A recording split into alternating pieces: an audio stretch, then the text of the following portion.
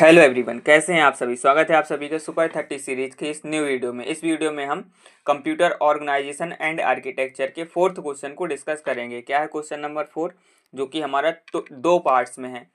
पहला क्या है, right difference between S RAM and D RAM. इसमें हमको एस रैम और डी रैम के बीच में क्या डिफरेंस होता है ये बताना है। और दूसरा क्वेश्चन क्या है, briefly discuss the concept of virtual memory. Virtual memory क्या होती है ये बताना है विथ अ डायग्राम की हेल्प से। और describes the advantage of virtual memory, और वर्चुअल मेमोरी के एडवांटेज क्या होते हैं ये भी हमको बताना है। तो आइए हम लोग फर्स्ट क्वेश्चन को स्टार्ट करते हैं। देखिए, पिछले वीडियोस में हम लोगों ने मेमोरी के टाइप्स के बारे में देखा था, और वहाँ पे हमने देखा था कि हमारी जो मेमोरी होती है कंप्यूटर की मेमोरी होती है वो दो टाइप्स की होती है। एक हमारी प्राइमरी मेमोरी जिसको हम लोग मेन मेमोरी भी कहते हैं, और एक सेकेंडरी मेमोरी जिसको हम लोग स्टोरेज या ऑक्सिलरी मेमोरी भी कहते हैं। प्राइमरी मेमोरी क्यों कहते हैं, क्योंकि हमारा जो सीपीयू है वो सीपीयू हमारा प्राइमरी मेमोरी से ही कम्युनिकेट करता है ना। अभी हम लोग आगे बात करेंगे कैसे। और हम लोगों ने पिछले लेक्चर में भी देखा था मेमोरी मैपिंग के डायग्राम में। तो प्राइमरी मेमोरी क्या होती है, तो बेसिकली हमारी जो सेकेंडरी मेमोरी होती है, सेकेंडरी मेमोरी में डेटा को रीड या राइट करना क्या होता है, बहुत ज़्यादा स्लो होता है। उस टाइम पे स्लो होता है तो हमारे सीपीयू का टाइम वेस्ट होता है। तो ऐसा ना हो तो हम एक और मेमोरी का यूज़ करते हैं जो सेकेंडरी मेमोरी की कंपैरिजन में फास्ट होती है, बट वो कॉस्टली होती है। तो इसीलिए हम लोग क्या करते हैं, कम साइज की मेमोरी का यूज़ करते हैं। Primary memory also known as main memory, इसको मेन मेमोरी भी कहते हैं, plays a crucial role when executing a program and handling data. तो प्रोग्राम को रन करने के लिए हम लोग जो प्राइमरी मेमोरी है ये एक इम्पॉर्टेंट रोल प्ले करता है। टू एग्जीक्यूट एनी प्रोग्राम, किसी भी प्रोग्राम को एग्जीक्यूट करना है, then all the instructions required by the processor, तो वो प्रोग्राम और उस प्रोग्राम को रन करने के लिए जितने भी इंस्ट्रक्शन रिक्वायर्ड होंगे must be loaded into main memory. वो सभी के सभी कहाँ लोड किए जाएंगे, मेन मेमोरी में लोड किए जाएंगे। अब primary memory is more expensive होती है, तो इसीलिए स्मॉलर इन साइज में छोटी होती है, and has less capacity as compare to secondary memory. तो सेकेंडरी मेमोरी की कंपेरिजन में इसकी कैपेसिटी क्या होती है, कम होती है, आप सभी लोगों को पता है। However, it serves as the primary storage medium for data and instruction, ensuring quick access and storing data during program execution। तो ये क्या है, इसमें डेटा को एक्सेस करना या स्टोर करना क्या है, क्विक है यानी फास्ट है। अब ये दो टाइप्स की होती है, कौन कौन सी, there are two types of primary memory. एक हमारा रोम हो गया और दूसरा हमारा रैम हो गया।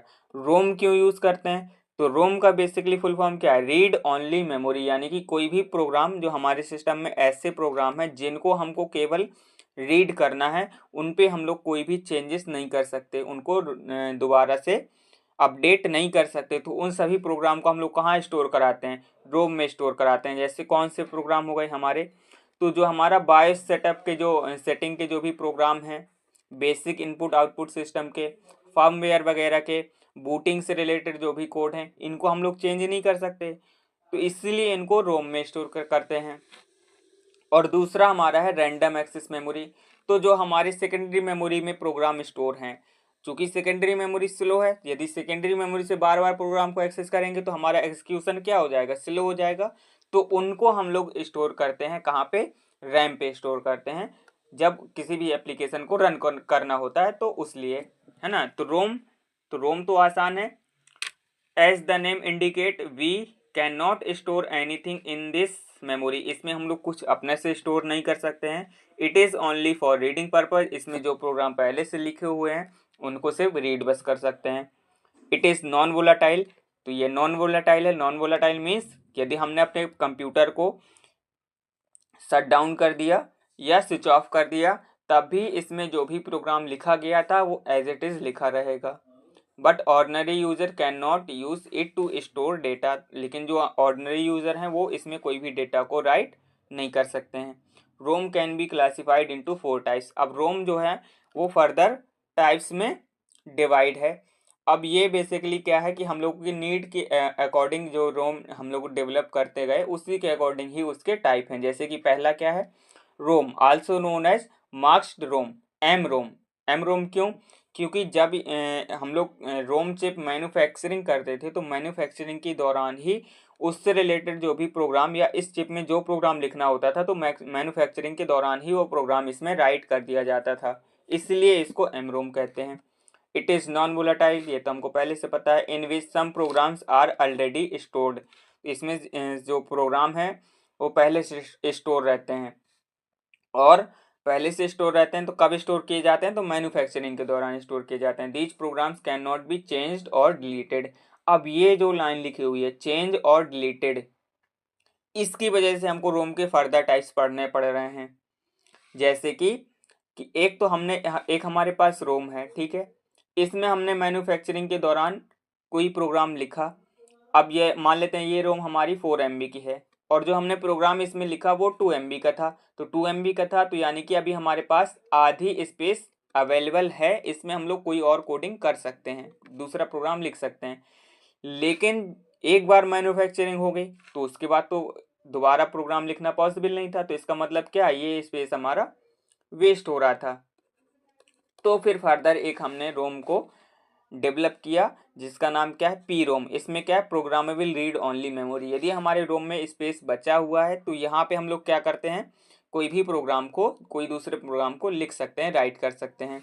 This is another type of ROM where some programs can be stored. Once a program is stored it becomes permanent. अब एक बार जब हमने प्रोग्राम लिख दिया तो वो परमानेंट हो गया। अब परमानेंट हो गया, मान लो जो हमने प्रोग्राम लिखा उसमें कुछ हमको अब अकॉर्डिंग टू टाइम हमको कुछ चेंज करना है, या लिखते टाइम, राइट करते टाइम हमसे कुछ मिस एरर हो गई, तो क्या करेंगे, तो चेंज और डिलीट करने का ऑप्शन तो है नहीं।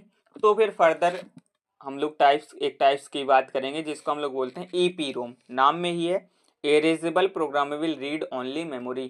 तो यानी कि अब इस टाइप की रोम में हम लोग कोई भी प्रोग्राम को इरेज भी कर सकते हैं। तो इरेज कैसे कर सकते हैं, यूवी रेज की हेल्प से। UV rays are use to delete or erase the program. अब यूवी रेज से कर रहे हैं तो ये प्रोसेस क्या है, बहुत ज़्यादा डिफिकल्ट था। तो इस प्रोसेस को कैसे आसान बनाया जाए, तो आसान बनाने के लिए फिर एक और हमने रोम पढ़ा, क्या, EEP ROM, electrically erasable programmable read only memory. अब यहाँ पे हम लोग कोई भी प्रोग्राम को इरेज करेंगे तो किसकी हेल्प से इरेज करेंगे, इलेक्ट्रिसिटी की हेल्प से इरेज करेंगे। We use high voltage electrical signal to erase the data. Data को इरेज करने के लिए हम लोग इलेक्ट्रिक सिग्नल का यूज करेंगे। Once it is erased it can be reuse to store the program, और वो तो नाम में ही है, इरेज करने के बाद हम लोग क्या कर सकते हैं, प्रोग्रामिंग भी कर सकते हैं। तो ये तो हमारी थी रोम की कहानी। अब हम लोग बात करते हैं रैम की, क्योंकि रैम वाला जो क्वेश्चन है हम लोग को एग्जाम में 2-3 बार पूछा गया है ना। तो आप अब आपसे प्राइमरी मेमोरी या सेकेंडरी मेमोरी के बारे में डिफरेंस पूछे, या रैम और रोम के बीच में डिफरेंस पूछे, या एस रैम और डी रैम के बीच में डिफरेंस पूछे, तो सभी क्वेश्चन मेमोरी से रिलेटेड हो जाएंगे। हालांकि ये हमारा फर्स्ट ईयर का टॉपिक था लेकिन क्वेश्चन पूछा गया इसलिए हमने इसको डिस्कस किया। RAM is our main working memory. अब रैम ही हमारी मेन वर्किंग मेमोरी है।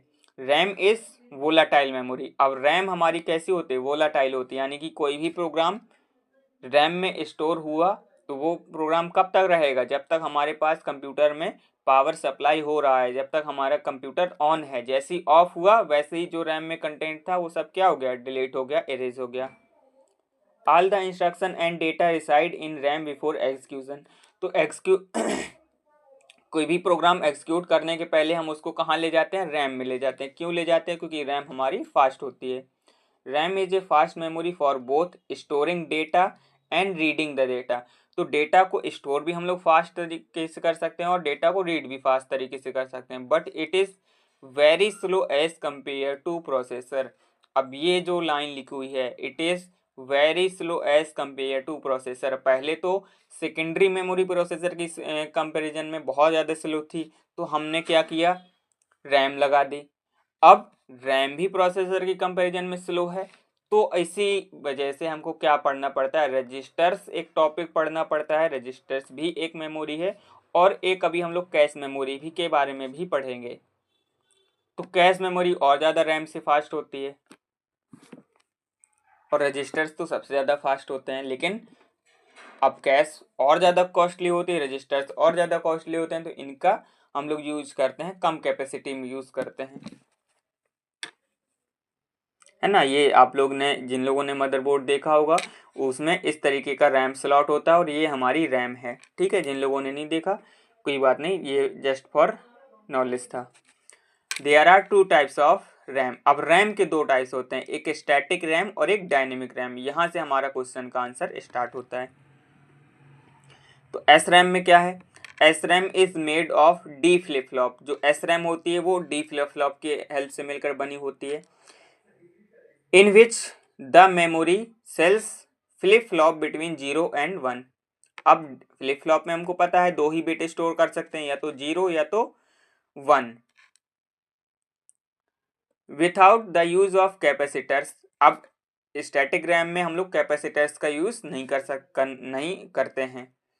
S RAM holds data without external refresh as long as it is powered, that is there is no need for an external refresh process। अब देखिए इस line का क्या meaning है। देखिए जो हमारी एस रैम है वो किससे मिलके बनी है, डी फ्लिप फ्लॉप से मिलके बनी है। अब फ्लिप फ्लॉप में क्या होता है, एक बार हमने कोई भी डेटा स्टोर किया तो वो डेटा उसमें एज इट इज रहता है।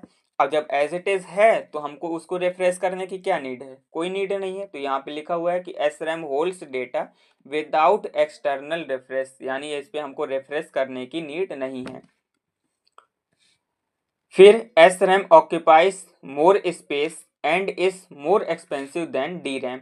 अब जो एस रैम होती है वो डी रैम के कंपैरिजन में क्या होती है, एक्सपेंसिव होती है। S RAM is faster and more reliable than D RAM. अब एस रैम हमारी रिलायबल भी होती है और फास्ट भी होती है। It is use as cache memory, और एस रैम का ही यूज हम लोग एज ए कैश मेमोरी करते हैं। तो ये तो हुई एस रैम की बात। तो एस रैम क्या है, बहुत ही ज़्यादा फास्ट है, रिलायबल है और एक्सपेंसिव है, और इसमें हमको एक्सटर्नल रेफरेंस प्रोसेस की नीड नहीं है। और ये किससे मिलके बनी होती है, डी फ्लिप फ्लॉप से मिलके बनी होती है, और इसका यूज कैसे करते हैं, एज अ कैश मेमोरी। ये स्टैटिक में रैम के बारे में हो गया। अब डायनेमिक रैम की बात करें तो dynamic RAM, a dynamic DRAM chip contains millions of memory cells. Each cell is made of transistors and capacitor। अब जो डायनेमिक रैम है वो हमारी ट्रांजिस्टर और कैपेसिटर से मिलके बनी होती है, containing 1 bit of information that is 0 और 1। कैपेसिटर जिसमें हम लोग क्या करते हैं, 1 बिट डेटा को स्टोर कर सकते हैं, या तो 0 और 1। अब कैपेसिटर के साथ प्रॉब्लम क्या होती है, जिन लोगों ने फिजिक्स में पढ़ा उनको पता है कि कैपेसिटर को जब हमने एक बार चार्ज किया तो कुछ टाइम बाद वो क्या होने लगते हैं, डिस्चार्ज होने लगते हैं।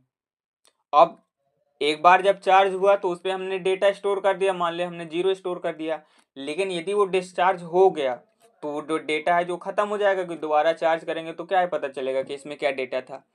तो इसलिए डिस्चार्ज होने से पहले ही हम लोग इसको क्या करते हैं, रिफ्रेश करते हैं, यानी कि चार्ज करते हैं। तो इसमें हमको रिफ्रेश प्रोसेस की नीड होगी। तो the problem with D RAM is that the capacitor leaks energy very quickly. जो कैपेसिटर हैं वो उनकी एनर्जी क्या हो जाती है, डिस्चार्ज हो जाती है, and can hold the charge for only a fraction of second. और वो कितनी देर के लिए चार्ज होल्ड करते हैं, फ्रैक्शन ऑफ सेकेंड, यानी 1 सेकेंड से भी कम में। Therefore a refresh process is required to maintain the charge. तो इसीलिए हमको क्या चाहिए होता है, एक रिफ्रेश प्रोसेस चाहिए होती है इस प्रोसेस को मेंटेन करने के लिए, हम लोग कह सकते हैं डेटा को मेंटेन करने के लिए in the capacitor, so that it can retain the information, जिससे हमारी इंफॉर्मेशन क्या है, बनी रहे। This refresh process is carried out multiple times in a second. और ये जो प्रोसेस है 1 सेकेंड में मल्टीपल टाइम्स होती है। अब जब भी हम लोग का कोई भी रिफ्रेश प्रोसेस एग्जीक्यूट होती है तो उस टाइम पे हम लोग कोई भी रीड या राइट ऑपरेशन नहीं कर सकते हैं। तो इस वजह से जो हमारी डायनेमिक रैम होती है वो स्लो हो जाती है। D RAM is less expensive and slower then. Less expensive भी है, क्यों, क्योंकि ये कैपेसिटर की हेल्प से मिलकर बनी हुई है। और स्लोअर क्यों है, क्योंकि यहाँ पे हम लोग जब रिफ्रेश प्रोसेस को एग्जीक्यूट करते हैं, जब हम लोग कैपेसिटर को रिफ्रेश करते हैं, तो उस टाइम पे हम लोग रीड और राइट ऑपरेशन को परफॉर्म नहीं कर सकते हैं। However, DRAM is cheaper than SRAM but can hold more data per chip than SRAM। Cheaper है लेकिन हम इसमें ज़्यादा डेटा होल्ड कर सकते हैं SRAM की कंपैरिजन में।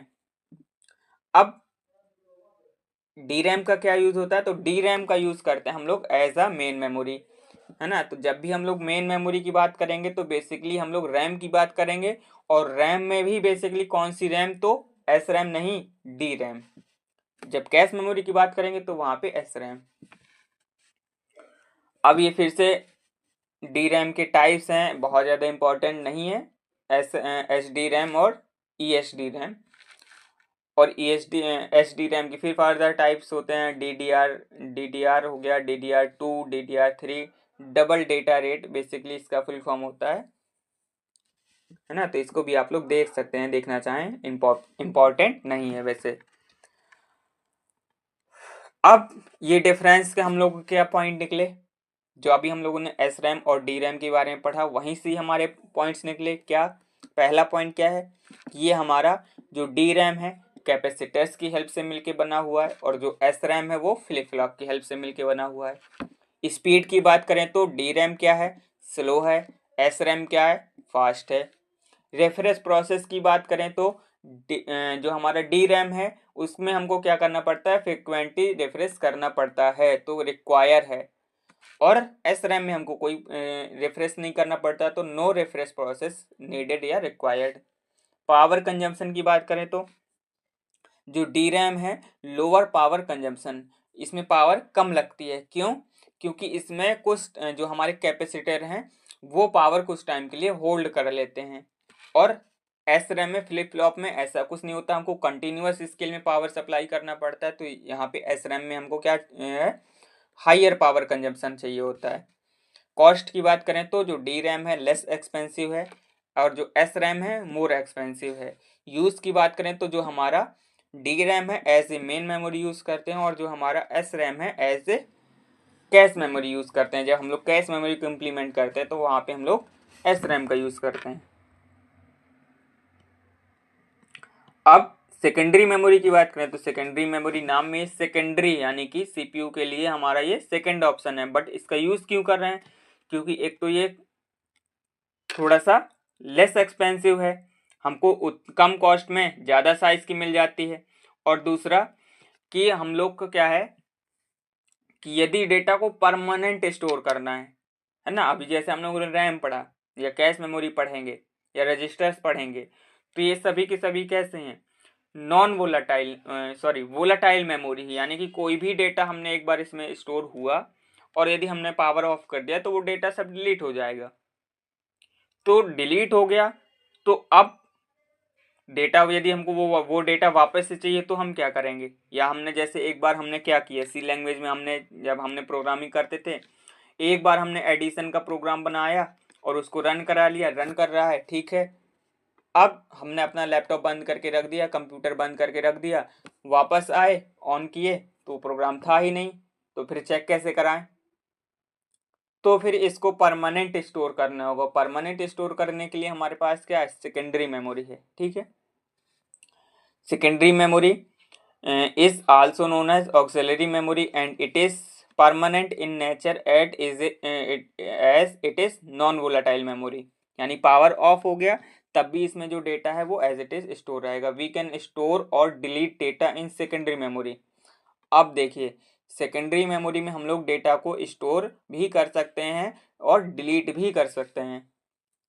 It holds data and programs that are not currently in use and provides long term storage, और डेटा को लॉन्ग टर्म के लिए स्टोर भी कर सकते हैं, ठीक है।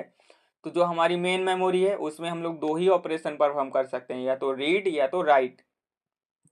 डेटा पहले से स्टोर है तो उसको रीड कर सकते हैं, और डेटा न्यू डेटा स्टोर करना है तो राइट कर सकते हैं। लेकिन सेकेंडरी मेमोरी में स्टोर कर सकते हैं, न्यू डेटा को स्टोर कर सकते हैं, प्रीवियस स्टोर डेटा को रीड कर सकते हैं, और प्रीवियस स्टोर डेटा को डिलीट भी कर सकते हैं, ठीक है। तो ये पॉइंट्स हैं, याद रखना है, ठीक। अब हम लोग जो हमारा नेक्स्ट क्वेश्चन है, ये बेसिकली टाइप्स के बारे में लिखा हुआ है, सेकेंडरी मेमोरी के टाइप्स जो आप सभी लोग जानते ही हैं।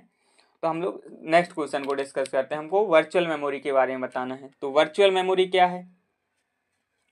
तो वर्चुअल मेमोरी को हम लोग ऐसे समझेंगे कि देखिए अभी हम लोगों ने क्या बात की 2-4 मिनट पहले, कि कोई भी प्रोग्राम जब वो रन होगा तो वो सबसे पहले मेन मेमोरी में लोड होगा, उसके बाद सीपीयू उसको एग्जीक्यूट करना स्टार्ट होगा।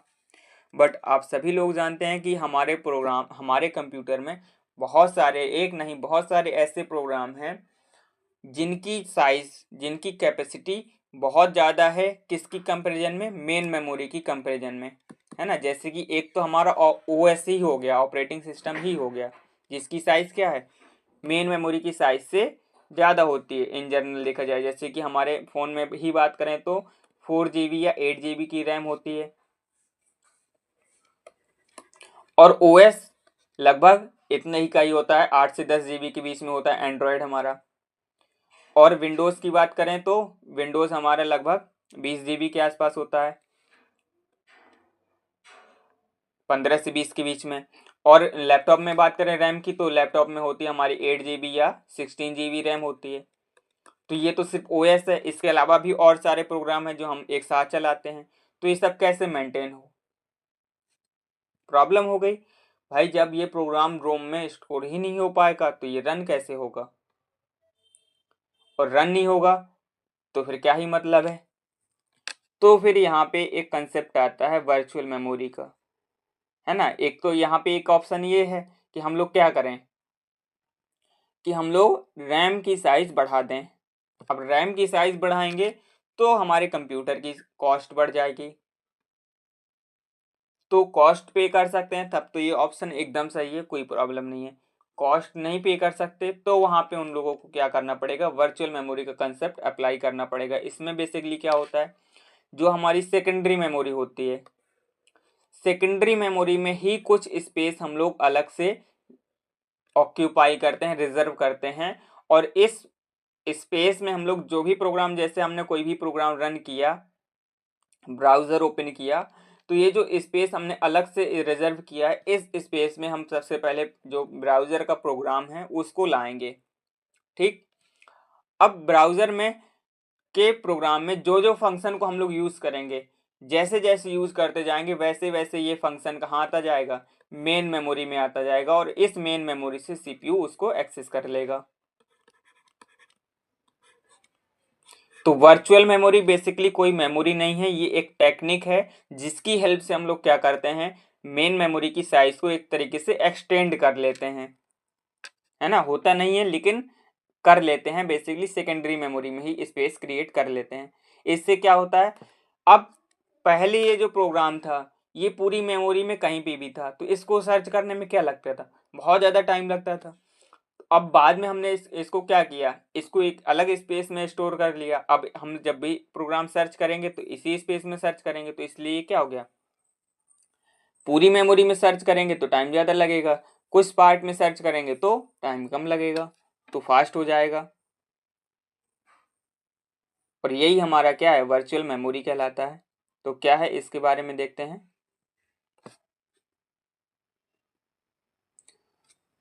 When a program does not completely fit into the main memory, जब कोई प्रोग्राम मेन मेमोरी में completely fit नहीं होता है, it is divided into segments, तब इसको क्या करते हैं, सेगमेंट्स में डिवाइड करते हैं। The segments which are currently being used, जो सेगमेंट करंट में यूज हो रहा है, are placed into main memory, तो जो फंक्शन हम लोगों ने करंट में यूज कर रहे हैं वो तो कहाँ रहेगा, मेन मेमोरी में। इसके अलावा जितने भी फंक्शन हैं वो सब कहाँ रहेंगे, and remaining segments are stored into secondary storage device, यानी सेकेंडरी मेमोरी में रहेंगे। ठीक है। फिर the technique that automatically swap data and instruction और program between main memory and secondary memory is called virtual memory. तो जो टेक्निक है जो मेन मेमोरी और सेकेंडरी मेमोरी के बीच में डेटा को स्वैप करता है, उसको ही हम लोग क्या बोलते हैं, वर्चुअल मेमोरी बोलते हैं। इसीलिए जो हमारा सीपीयू है डायरेक्टली सेकेंडरी मेमोरी से कम्युनिकेट नहीं करता है। इसके लिए हम लोग बीच में क्या यूज करते हैं, वर्चुअल मेमोरी टेक्निक का यूज करते हैं। In modern computer the physical main memory को हम लोग फिजिकल मेमोरी भी बोलते हैं, is not as large as the program. तो इसकी जो साइज है वो इतनी नहीं है जितने बड़े बड़े हमारे पास प्रोग्राम हैं। Therefore virtual memory technique is used to extend the size of physical or main memory. इसीलिए हम लोग क्या करते हैं, वर्चुअल मेमोरी का यूज करते हैं, क्यों, जिससे हम लोग क्या कर सकें, फिजिकल मेमोरी की साइज को क्या कर सकें, एक्सटेंड कर सकें, है ना। ये इस प्रकार से, जैसे ये हमारी सेकेंडरी मेमोरी हो गई,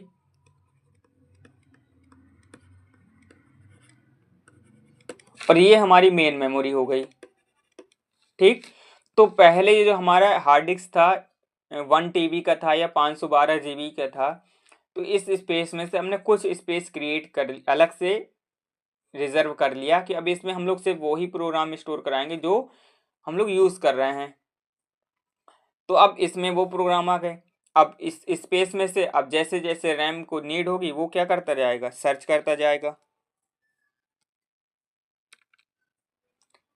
अब इसके एडवांटेज क्या है, तो आप लोग को पता ही चलेगा कि एक तो हम कम साइज की रैम में भी हमारा क्या हो जाएगा, बहुत ज़्यादा यूज हो जाएगा। Using virtual memory technique we can improve system performance, reduce system cost.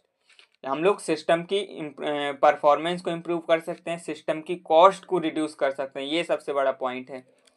Perform multitasking, हम लोग कम रैम में भी मल्टीटास्किंग को परफॉर्म कर सकते हैं। And the ability to run large program, और हमारे पास क्या होता है, लार्ज प्रोग्राम को रन करने की एबिलिटी होती है। ठीक है, तो आज की वीडियो में इतना ही, मिलते हैं हम लोग नेक्स्ट वीडियो में। Thank you so much.